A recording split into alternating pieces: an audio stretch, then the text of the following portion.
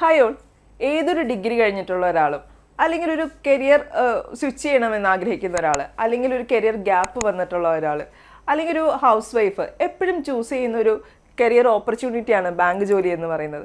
അവരെന്തുകൊണ്ടാണ് ഈ ഒരു ബാങ്ക് ജോലിയിലേക്ക് വരുന്നത്? എന്താണ് ഇതിൻ്റെ അവസരങ്ങൾ? എങ്ങനെ ഈ ബാങ്ക് ജോലിയിലേക്ക് പ്രിപ്പയർ ചെയ്യാം എന്നിങ്ങനെയുള്ള കാര്യങ്ങളാണ് നമ്മൾ ഇന്ന് ഈ വീഡിയോയിൽ ഡിസ്കസ് ചെയ്യാൻ പോകുന്നത്. അപ്പോൾ എങ്ങനെ ഈ ഒരു എന്തുകൊണ്ട് ബാങ്ക് ജോലി എന്നുള്ളൊരു ചോദ്യം ചോദിച്ചാൽ നമുക്ക് പറയാനുള്ളത്, ഏറ്റവും ആദ്യം തന്നെ പറയാനുള്ളത് നമുക്ക് ഇതിൻ്റെ അട്രാക്റ്റീവായിട്ടുള്ള സാലറി പാക്കേജാണ്. അതായത് ഫിനാൻഷ്യൽ സ്റ്റെബിലിറ്റി എന്ന് തന്നെ പറയാം. നമുക്ക് ഈ ഒരു ബാങ്ക് ജോലിയിലേക്ക് വരുമ്പോൾ നല്ലൊരു സാലറി പാക്കേജാണ് നമുക്കിവിടെ കിട്ടുന്നത്.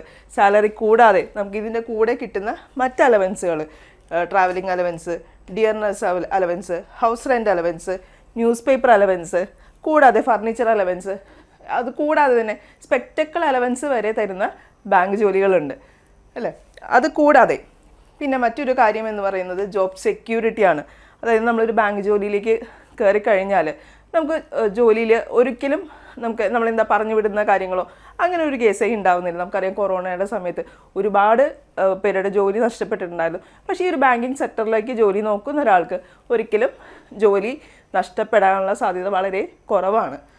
ഇൻ കേസ് നമ്മളിപ്പോൾ ഒരു പ്രൈവറ്റ് ജോലിയിൽ വർക്ക് ചെയ്യുന്ന ഒരാളാണെങ്കിൽ തന്നെ നമുക്കറിയാം, നമ്മൾ ഒരു മന്തിൽ ടാർഗറ്റ് ബേസ്ഡ് ജോലിയൊക്കെ ഉണ്ടെങ്കിൽ തന്നെ നമ്മൾ ഏതെങ്കിലും ഒരു മന്ത് നമുക്ക് നന്നായിട്ട് പെർഫോം ചെയ്യാൻ പറ്റിയില്ലെങ്കിൽ നമുക്ക് പിന്നെ അടുത്തൊരു മാസം എന്ന് പറയുന്നത് ഭയങ്കര ക്രൂഷ്യലായിരിക്കും. അല്ലെങ്കിൽ നമ്മൾ ഡിമോട്ട് ചെയ്യാനും അല്ലെങ്കിൽ നമ്മൾ പുറത്താക്കാനുമുള്ള ചാൻസസ് കൂടുതലാണ്. പക്ഷേ ഈ ഒരു ബാങ്ക് ജോലിയിലേക്ക് വരുമ്പോൾ അങ്ങനെയുള്ളൊരു കാര്യങ്ങളോ ഒന്നും തന്നെ ഇവിടെ ഇല്ല എന്ന് തന്നെ പറയാം. പിന്നെ വരുന്നത് മറ്റൊരു കാര്യം എന്ന് പറയുന്നത് ജോബ് സെക്യൂരിറ്റി പറഞ്ഞു നമ്മൾ. പിന്നെ മറ്റൊരു കാര്യം എന്ന് പറയുന്നത് എക്സ്പീരിയൻസ് ഒന്നും വേണ്ട എന്നുള്ളതാണ്. അതായത് ഈ ബാങ്ക് ജോലിയിലേക്ക് കടന്നു വരുന്ന പുതിയൊരാൾ, അല്ലെങ്കിൽ ഡിഗ്രി കഴിഞ്ഞിട്ടുള്ള ഒരാളാണെങ്കിലും, അതുപോലെ ഒരു കരിയർ ഗ്യാപ്പ് വന്നിട്ടുള്ള ഒരാളാണെങ്കിലും, അല്ലെങ്കിൽ ഒരു കരിയർ സ്വിച്ച് ചെയ്യാൻ ആഗ്രഹിക്കുന്നവരാണെങ്കിൽ പോലും നമുക്ക് എന്താണ് ഒരു എക്സ്പീരിയൻസോ കാര്യങ്ങളോ ഒന്നും നമ്മളുടെ അടുത്ത് ചോദിക്കുന്നില്ല. നമുക്കറിയാം, ഒരു ഇൻ്റർവ്യൂവിന് പോയാൽ, ഒരു പ്രൈവറ്റ് ഫേമിൽ നമ്മളൊരു ഇൻ്റർവ്യൂവിന് പോയാൽ നമ്മുടെ അടുത്ത് എപ്പോഴും ചോദിക്കുന്നത് എക്സ്പീരിയൻസ് എന്താ ഉള്ളത്, എത്ര വർഷത്തെ എക്സ്പീരിയൻസ് ഉണ്ട് എന്ന് ആദ്യം ചോദിക്കും. പക്ഷേ ഇവിടെ അങ്ങനെ ഒരു ചോദ്യം വരുന്നില്ല എന്നുള്ളത് തന്നെ ഇതിൻ്റെ ഒരു അട്രാക്റ്റീവ്നെസ് ആണ്, ഒരു അഡ്വാൻറ്റേജ് ആണ് എന്ന് പറയാം. പിന്നെ ഫാസ്റ്റ് റിക്രൂട്ട്മെൻ്റ് ആണ്. ഫാസ്റ്റ് റിക്രൂട്ട്മെൻറ്റ് എന്ന് പറയുമ്പോൾ നമുക്ക് നോട്ടിഫിക്കേഷൻ വന്നു കഴിഞ്ഞാൽ വിത്തിൻ 1 ഇയർ തന്നെ നമുക്കതിൻ്റെ പ്രോസസ്സ് കംപ്ലീറ്റ് ആയിരിക്കും. അതായത് നോട്ടിഫിക്കേഷൻ കഴിഞ്ഞു, എക്സാംസ് കഴിഞ്ഞു, പോസ്റ്റിംഗ് എല്ലാം കൂടി തന്നെ 1 ഇയറിനുള്ളിൽ നമുക്ക് ഈ ഒരു പോസ്റ്റിംഗ് ലഭിക്കും എന്നുള്ളതും ഇതിൻ്റെ ഒരു അഡ്വാൻറ്റേജ് തന്നെയാണ്. പിന്നെ വരുന്നത് കരിയർ ഗ്രോത്ത്. നമുക്കിപ്പോൾ ഒരു ബെറ്റർ നിങ്ങൾ കരിയർ ഗ്രോത്ത് ആഗ്രഹിക്കുന്ന ഒരാളാണെന്നുണ്ടെങ്കിൽ, അതായത് നിങ്ങളൊരു ക്ലർക്ക് ലെവൽ പോസ്റ്റിൽ കയറിയാണെങ്കിൽ പോലും നിങ്ങൾക്ക് എന്താകാം, GM വരെയായിട്ട്, ജനറൽ മാനേജർ വരെയായിട്ട് നിങ്ങൾക്ക് റിട്ടയർ ചെയ്യാനുള്ള ഓപ്ഷൻ ഇവിടെ വരുന്നുണ്ട്, ഒരു ബാങ്ക് ജോലിയിൽ വരുന്നുണ്ട്. അതേസമയം നിങ്ങളൊരു പ്രൈവറ്റ് ഫേമിലായിട്ടൊന്ന് കമ്പയർ ചെയ്ത് നോക്കിയാൽ തന്നെ അറിയാം നിങ്ങൾക്ക് എത്രത്തോളം പ്രൊമോഷൻസ് സാധ്യതകൾ, കരിയർ ഗ്രോത്ത് എത്ര സ്ലോ ആയിരിക്കും എന്നുള്ളത് നിങ്ങൾക്കറിയാം. പക്ഷേ ഇവിടെ എന്ന് പറയുമ്പോൾ നമുക്ക് എത്ര വേഗം വേണമെങ്കിലും നമുക്ക് പ്രൊമോഷൻസ് മേടിച്ച് പോവാം. ഇൻ്റർണൽ എക്സാംസ് എഴുതി പ്രൊമോഷൻസ് മേടിച്ച് പോവാം. അല്ലെങ്കിൽ നിങ്ങൾക്ക് വേണ്ട, പ്രൊമോഷൻ വേണ്ട, അപ്പോൾ അതൊക്കെ സ്ലോയിൽ മതി എന്നാണെങ്കിൽ അങ്ങനെയും ചെയ്യാനുള്ള ഓപ്ഷൻ നമുക്കിവിടെ ഉണ്ട്. പിന്നെ എങ്ങനെയാണ് ഈ ബാങ്ക് ജോലിയിലേക്ക് എത്താൻ പറ്റുക എന്നുള്ളത് നമുക്ക് നോക്കാം. എങ്ങനെ ഈ ഒരു ബാങ്ക് ജോലിയിലേക്ക് എത്താം? ബാങ്ക് ജോലി എന്ന് പറയുമ്പോൾ നമുക്ക് എക്സാംസിലൂടെയാണ് നമുക്ക് ഈ ഒരു ബാങ്ക് ജോലിയിലേക്ക് എത്താൻ പറ്റുക. നമുക്ക് ചുറ്റും കാണുന്ന ബാങ്കുകളുണ്ട് അല്ലേ. അതായത് SBI ഉണ്ട്, ഫെഡറൽ ബാങ്ക് ഉണ്ട്, കാനറ ബാങ്ക് ഉണ്ട്, പഞ്ചാബ് നാഷണൽ ബാങ്ക് ഉണ്ട്, റീജിയണൽ റൂറൽ ബാങ്ക്, അതായത് കേരള ഗ്രാമീൺ ബാങ്ക്, ഇങ്ങനെയുള്ള പല ബാങ്കുകൾ നമുക്ക് ചുറ്റും കാണാറുണ്ട്.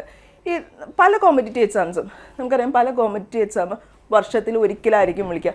പക്ഷേ ബാങ്ക് എക്സാംസിൻ്റെ പ്രത്യേകത എന്താണെന്ന് വെച്ചാൽ വർഷത്തിൽ മൾട്ടിപ്പിൾ ടൈംസ് ആയിരിക്കും വിളിക്കുന്നുണ്ടായിരിക്കുക. മൾട്ടിപ്പിൾ ടൈംസ് എന്ന് പറയുമ്പോൾ ഒരു വർഷത്തിൽ പല തവണയായിട്ടായിരിക്കും നമുക്ക് വിളിക്കുന്നുണ്ടാവുക.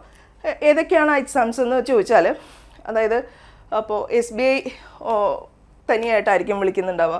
അതുപോലെ നാഷണലൈസ്ഡ് ബാങ്കുകളായ Canara bank, Punjab national bank, Indian overseas bank, Indian bank, ഇങ്ങനെയുള്ള ബാങ്കുകളെല്ലാം കൂടി, ബാങ്ക് ഓഫ് ബറോഡ, ഇങ്ങനെയുള്ള 11ഓളം ബാങ്കുകളെല്ലാം കൂടി വേറൊരു എക്സാംസ് ആയിട്ടായിരിക്കും വിളിക്കുക.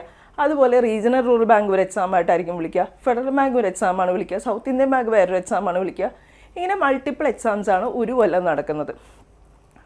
അതേസമയം മറ്റ് കാറ്റഗറീസ് നോക്കിയാൽ, മറ്റ് കോമ്പറ്റീറ്റീവ് എക്സാംസ് നോക്കിയാൽ നമുക്കറിയാം വർഷത്തിൽ ഒരു തവണയായിരിക്കും വിളിക്കുക.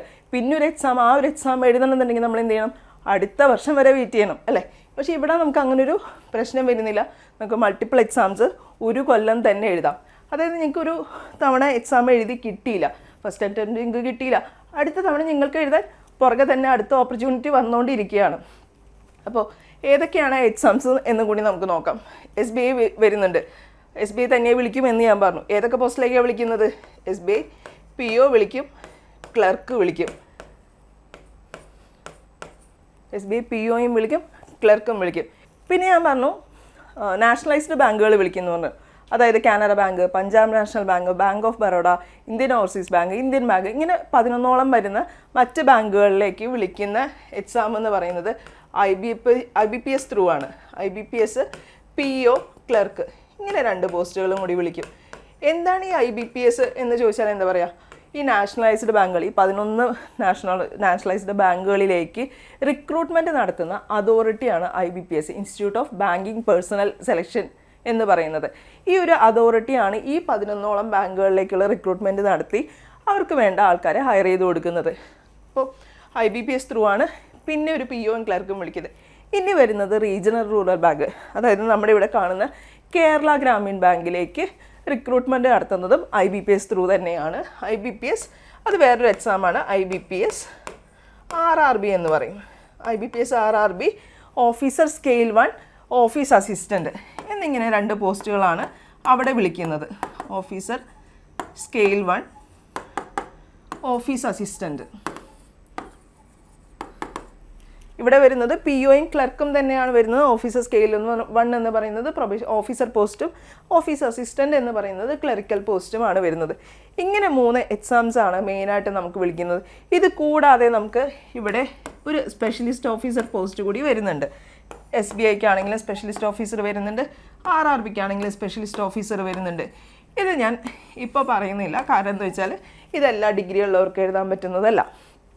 സ്പെഷ്യലൈസ്ഡ് പോസ്റ്റുകൾ മാത്രം എഴുതുന്ന, അതായത് ലോ, MBA HRA, MBA കഴിഞ്ഞവർ ചില പോസ്റ്റുകൾ, മാർക്കറ്റിംഗ് കഴിഞ്ഞവർക്ക്, അതുപോലെ അഗ്രികൾച്ചർ കഴിഞ്ഞവർക്ക്, ലോ കഴിഞ്ഞവർക്ക്, അങ്ങനെ BTech കമ്പ്യൂട്ടർ സയൻസ്, അങ്ങനെ ചില പോസ്റ്റുകൾക്ക് മാത്രം, ചില സ്പെഷ്യലൈസ്ഡ് ഡിഗ്രി ഉള്ളവർക്ക് മാത്രം എഴുതാൻ പറ്റുന്ന പോസ്റ്റുകളാണ് SO എന്ന് പറയുന്നത്. അപ്പോൾ ഇതിനെക്കുറിച്ച് കൂടുതൽ കാര്യങ്ങൾ അറിയണമെന്നുണ്ടെങ്കിൽ നമുക്കതൊരു വേറൊരു വീഡിയോ ആയിട്ട് ചെയ്യുന്നതായിരിക്കും. നിങ്ങൾക്ക് വേണമെന്നുണ്ടെങ്കിൽ അതൊന്ന് കമൻറ്റ് ചെയ്തോളൂ. ഇതിനെക്കുറിച്ച് കൂടുതൽ അറിയണം എന്നുള്ളൊരു കമൻറ്റ് ചെയ്യുക കേട്ടോ. പിന്നെ ഇങ്ങനെ ഒരു PO ക്ലർക്ക് എന്നുള്ള പോസ്റ്റുകൾ മാത്രമായിരിക്കും നമ്മളിന്നിപ്പോൾ ഇവിടെ ഡിസ്കസ് ചെയ്യുന്നത്. ഇനി ഈ ബാങ്ക് എക്സാംസിലേക്ക് വേണ്ട യോഗ്യത എന്താണെന്നും കൂടി നോക്കാം നമുക്ക്. ഞാൻ പറഞ്ഞു ഡിഗ്രി വേണമെന്ന് പറഞ്ഞു അല്ലേ. ഏത് ഡിഗ്രിയാണ്? ഏതെങ്കിലും ഒരു ഡിഗ്രി മതി. അതായത് BCom ആയിക്കോട്ടെ, BSc ഫിസിക്സ് ആയിക്കോട്ടെ, BSc കെമിസ്ട്രി ആയിക്കോട്ടെ, മാത്സ് ആയിക്കോട്ടെ, മലയാളം ആയിക്കോട്ടെ, BA ലിറ്ററേച്ചർ ആയിക്കോട്ടെ, ഏതൊരു ഡിഗ്രി ഉള്ള ഒരാൾക്കും തന്നെ നമുക്ക് ബാങ്ക് എക്സാം എഴുതാൻ പറ്റും എന്നുള്ളതാണ് ഇതിൻ്റെ മറ്റൊരു അഡ്വാൻറ്റേജ് എന്ന് പറയുന്നത്. പിന്നെ ഡിഗ്രി മാത്രമല്ല, ഡിഗ്രി എബവ് ഉള്ളവർക്ക്, PG ഉള്ളവർക്കാണെങ്കിലും നമുക്ക് ഈ ഒരു എക്സാം എഴുതാം. MCA ഉള്ളവർക്ക് എഴുതാം, MSc ഉള്ളവർക്ക് എഴുതാം, MTech ഉള്ളവർക്ക് എഴുതാം. അങ്ങനെ ഏതൊരു ഡിഗ്രി ഉള്ള ഒരാൾക്കും നമുക്ക് ഈ ഒരു ബാങ്ക് എക്സാം എഴുതാൻ പറ്റും. പിന്നെ മറ്റൊരു കാര്യം എന്ന് പറയുന്നത്, ഇതിന് പ്രത്യേകിച്ച് പാസ് പെർസെൻറ്റേജ് പറയുന്നില്ല. അതായത് ഡിഗ്രിക്ക് ഇത്ര പെർസെൻറ്റേജിന് മുകളിൽ മാർക്കുള്ളവർക്ക് മാത്രമേ ഈ എക്സാം എഴുതാൻ പറ്റൂ എന്നൊരു ക്രൈറ്റീരിയ അവിടെ ഇല്ല. പിന്നെ ചില എക്സാംസിന് വരുന്നുണ്ട്, SBI, ഫെഡറൽ ബാങ്ക്, അങ്ങനെ ചില എക്സാംസിന് മാത്രം എന്ത് പറയുന്നുണ്ട്, 60% മാർക്ക് വേണമെന്ന് പറയുന്നുണ്ട്. ഡിഗ്രിക്ക് 60% മാർക്ക് വേണമെന്ന് പറയുന്നുണ്ട്. പക്ഷേ IBPS നടത്തുന്ന എക്സാംസിന് ഒന്നും തന്നെ എന്ത് പറയുന്നില്ല, പാസ് പെർസെൻറ്റേജ് വേണമെന്ന് പറയുന്നില്ല. പിന്നെ ഇതിൻ്റെ ഏജ് ലിമിറ്റും കൂടി നമുക്ക് നോക്കാം. ഏജ് ലിമിറ്റ് എന്ന് പറയുമ്പോൾ 20 മുതൽ 28 വയസ്സ് വരെയുള്ളവർക്കാണ് എന്ത് എഴുതാൻ പറ്റുക, ക്ലർക്ക് എഴുതാൻ പറ്റുക. PO എക്സാംസ് ആണെങ്കിൽ 20 മുതൽ 30 വയസ്സ് വരെയുള്ളവർക്കായിരിക്കും PO എക്സാംസ് എഴുതാൻ പറ്റുക. ഇതിൻ്റെ കൂടെ OBC ആണ്, OBC നോൺ ക്രീമി ലെയറിൽ വരുന്ന ആൾക്കാരാണെന്നുണ്ടെങ്കിൽ +3 ഇയേഴ്സും കൂടി നമുക്ക് ഏജ് റിലാക്സേഷൻ കിട്ടുന്നുണ്ട്.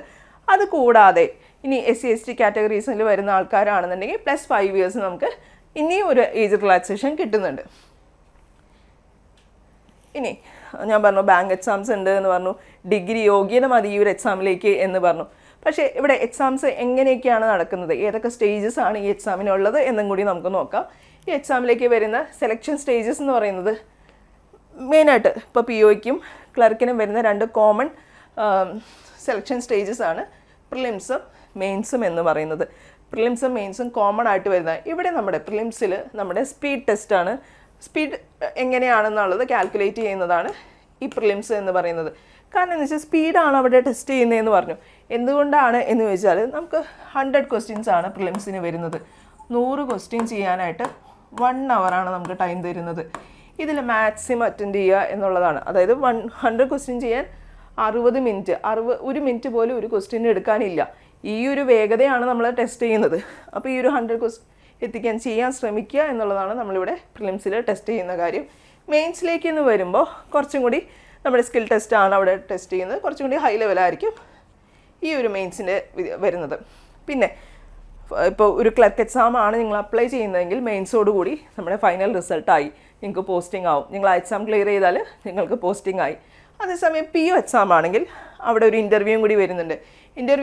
ഇൻ്റർവ്യൂ വരുന്നുണ്ട്. അത് ക്വാളിഫയിങ് നേച്ചറാണ്.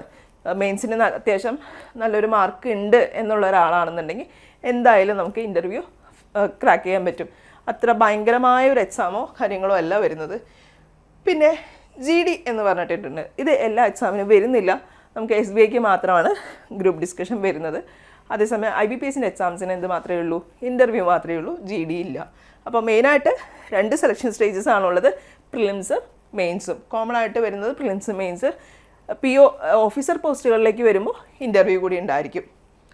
ഇനി എന്തൊക്കെയാണ് ഇതിനു വേണ്ടി പ്രിപ്പയർ ചെയ്യേണ്ടത്? ഈ ഒരു ബാങ്ക് എക്സാംസിലേക്ക് കടക്കുന്ന ഒരാൾ എന്തൊക്കെയാണ് പ്രിപ്പയർ ചെയ്യേണ്ടത് എന്ന് ചോദിച്ചാൽ നമുക്ക് പറയാൻ പറ്റുന്നത് അത് സബ്ജക്ട്സ് എന്ന് പറയുന്നത് QA, റീസണിങ്, ഇംഗ്ലീഷ്. ഈ 3 സബ്ജക്റ്റാണ് നമുക്ക് ആകെ പഠിക്കാനുള്ളത്.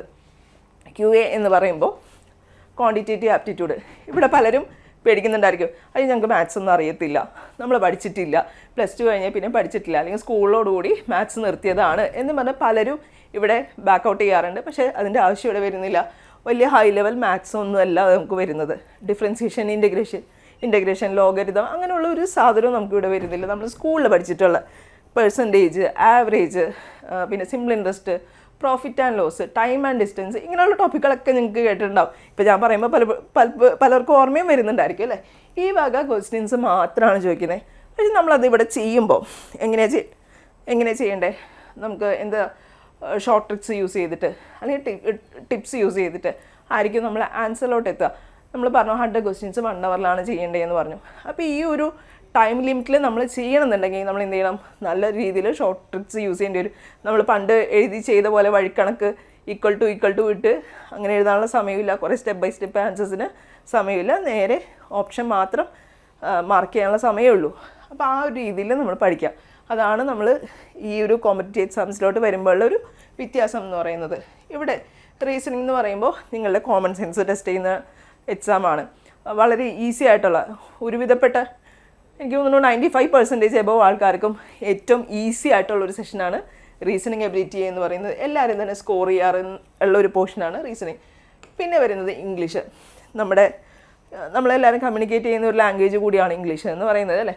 അപ്പോൾ അവിടെ റീഡിങ് കോംപ്രിഹെൻഷൻ, അതുപോലെ തന്നെ കുറച്ച് ഗ്രാമേഴ്സ്, നമ്മൾ സ്കൂളിൽ പഠിച്ചിട്ടുള്ള കുറച്ച് ഗ്രാമേഴ്സ് കാര്യങ്ങളൊക്കെ തന്നെയാണ് ഇവിടെയും വരുന്നത്. ഇത് നമ്മൾ കുറച്ച് എഡിറ്റോറിയൽ പേജ്, ഹിന്ദു പേപ്പറൊക്കെ വായിക്കുന്ന ഒരാൾക്കാണെന്നുണ്ടെങ്കിൽ സുഖമായിട്ട് ഈ ഒരു സെഷനും എന്ത് ചെയ്യാൻ പറ്റും? ക്രാക്ക് ചെയ്യാൻ പറ്റും. ഇതുവരെ വായിച്ചിട്ടില്ലെങ്കിലും വായിച്ച് തുടങ്ങുന്നവർക്കും ഇത് ക്രാക്ക് ചെയ്യാൻ ഈസി ആയിരിക്കും. QA എന്ന് പറയുമ്പോൾ വളരെ കുറച്ച് ടോപ്പിക്കുകൾ തന്നെ അവിടെയും വരുന്നുള്ളൂ. ഇതെല്ലാം കൂടി മോസ്റ്റ്ലി എത്ര ടോപ്പിക്സ് വരുന്നുണ്ട്? ഒരു 40 ടോപ്പിക്കുകളാണ് നമുക്ക് ഈ ഒരു എക്സാമിന് വരുന്നത്. എല്ലാം കൂടി QA, റീസണിങ്, ഇംഗ്ലീഷ് എല്ലാം കൂടി എടുത്ത് നോക്കിയാൽ ഒരു 40 ടോപ്പിക്കേ വരുന്നുള്ളൂ. വളരെ വാസ്റ്റായിട്ടുള്ളൊരു സിലബസേ അല്ല ബാങ്ക് എക്സാമിൻ്റെ എന്ന് പറയുമ്പോൾ. പിന്നെ മെയിൻസിലേക്ക് വരുമ്പോൾ ഒരു സബ്ജക്റ്റും കൂടി ആഡ് ഓൺ ഉണ്ട്, GA എന്ന് പറയും, ജനറൽ അവയർനെസ്. ഇവിടെ എന്ന് പറയുമ്പോൾ നമുക്ക് എന്തൊക്കെ ചോദിക്കാം? കറണ്ട് അഫെയർസ് എന്ന് പറയുമ്പോൾ national news, international news, sports news, obituary, book and authors, ഇങ്ങനെയുള്ള കാര്യങ്ങളാണ് ചോദിക്കുന്നത്. ഇത് നമ്മൾ പറയുമ്പോൾ ലാസ്റ്റ് ഒരു 8 മാസത്തെ അല്ലെങ്കിൽ എക്സാമിന് മുന്നത്തെ ഒരു 8 മാസത്തെ ഒരു 6 മാസത്തെ ന്യൂസാണ് മാക്സിമം ചോദിക്കാറ്. അതിനപ്പുറത്തേക്ക് ചോദിക്കാറേ ഇല്ല. അപ്പോൾ ഈ ഒരു 8 to 6 മന്ത് അല്ലെങ്കിൽ 6 to 8 മന്ത് ന്യൂസ് മാത്രമാണ് നമുക്കിവിടെ കറണ്ട് അഫെയർസിൽ വരുന്നത്. പിന്നെ വരുന്നത് RBI related news, RBI circulars കാര്യങ്ങളൊക്കെയാണ് വരുന്നത്. പിന്നെ ബാങ്ക് എക്സാമാണ്. ഓഫ് കോഴ്സ് എന്തായാലും ബാങ്കിങ് അവയർനെസ് ചോദിക്കും. ബാങ്കിങ് അവയർനെസ്, ഫിനാൻഷ്യൽ അവയർനെസ്, ഇങ്ങനെയുള്ള കുറച്ച് കാര്യങ്ങളും കൂടിയാണ് ഇവിടെ ചോദിക്കുക ഈ ഒരു ജനറൽ അവയർനെസ്സിൽ ചോദിക്കുന്നത്.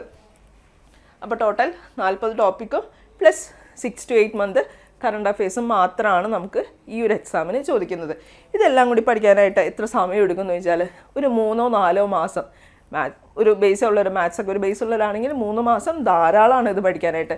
അതേസമയം ഒരു മാത്സ് ഇത്തിരി വീക്കാണെന്നൊക്കെ തോന്നുന്ന ഒരാൾക്കാണെങ്കിൽ ഒരു 4 മന്ത് കൂട്ടിക്കും.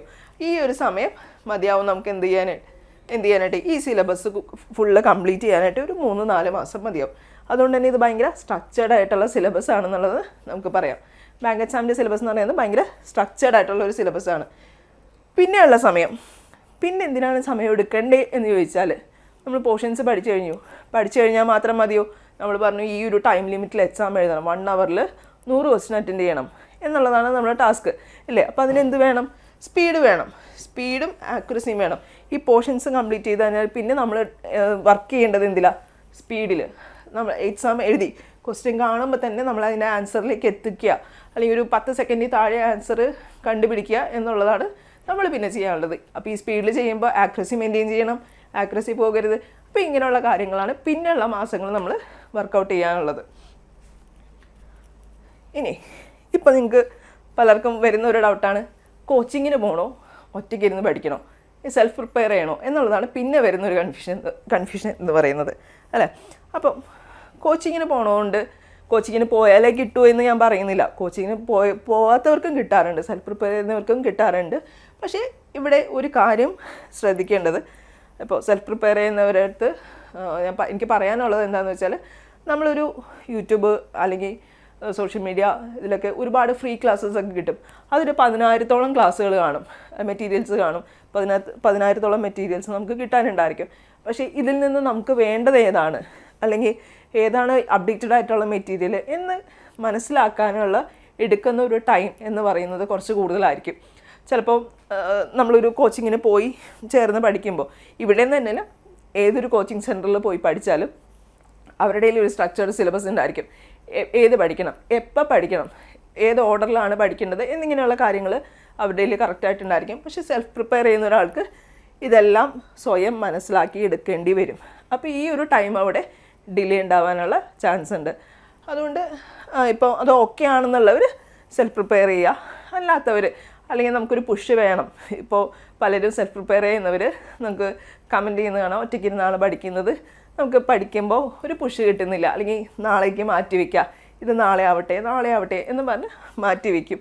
അപ്പോൾ അവർക്കൊരു പുഷ് വേണം, അല്ലെങ്കിൽ ഒറ്റയ്ക്ക് ഇരുന്ന് പഠിക്കില്ല എന്ന് തോന്നുന്നവരാണെങ്കിൽ എന്ത് ചെയ്യുക, കോച്ചിങ്ങിന് പോയി തന്നെ പഠിക്കുക, അതായിരിക്കും ഏറ്റവും നല്ലത്. ഇപ്പോൾ നമുക്ക് എത്രയും പെട്ടെന്നൊരു ജോലിക്ക് കയറണം എന്ന് ആഗ്രഹിക്കുന്നവർ, ലൈഫ് സെറ്റിൽ ആവണം എന്ന് ആഗ്രഹിക്കുന്നവരാണെന്നുണ്ടെങ്കിൽ കോച്ചിങ്ങിന് പോയി തന്നെ പഠിക്കുക.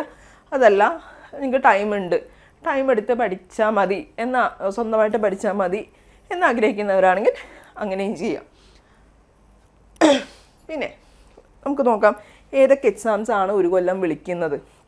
നമ്മൾ നേരത്തെ പറഞ്ഞു SBI PO വിളിക്കുന്നുണ്ട്, SBI ക്ലർക്ക് വിളിക്കുന്നുണ്ട്, വേറെ കുറേ എക്സാംസ് വിളിക്കുന്നു എന്ന് ഞാൻ പറഞ്ഞു. അതിൽ ഏതൊക്കെയാണ് വിളിക്കുന്നത്, ഞാൻ കുറച്ച് കാര്യങ്ങൾ നേരത്തെ പറഞ്ഞിട്ടില്ല. അത് ഏതൊക്കെ എക്സാംസ് ആണ് വിളിക്കുന്നതെന്ന് നമുക്ക് നോക്കാം. SBI PO, SBI clerk 2 എക്സാമായി. ഇനി IBPS PO, IBPS ക്ലർക്ക് 4 എക്സാമായി.